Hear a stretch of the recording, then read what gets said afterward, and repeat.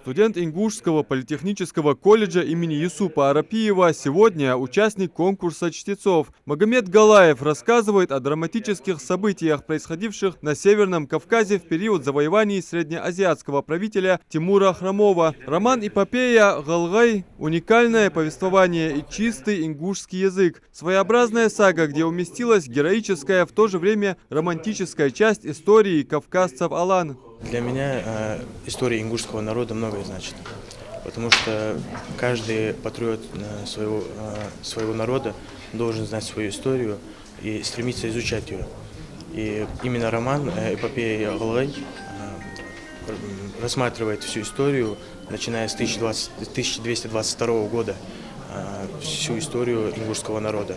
Все эти книги написаны на ингушском языке, богатом и разнообразном. В тексте фигурируют слова, названия тех или иных предметов, давно неупотребляемые или позабытые. Поэтому читателю дана возможность не только узнать много интересного об истории ингушского народа, но и существенно обогатить родной язык. Структурно роман «Эпопея Галгай» выстроен из 7 книг. Одно из произведений «Зуазо» – речь о девушке, убившей своего возлюбленного перед его отправкой на войну. Объяснить мотив своего поступка она отправилась к его отцу.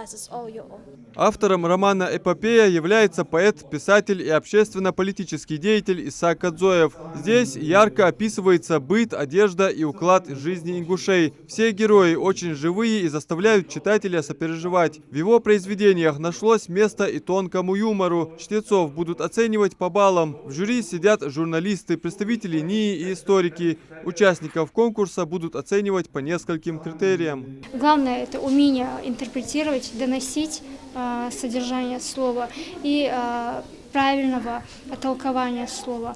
И самое главное – также речевой навык, насколько у нас участник хорошо владеет ингушским языком, насколько у него наработана речевая практика. Это один из главных критериев, который будет учитывать представители жюри и при выведении оценки.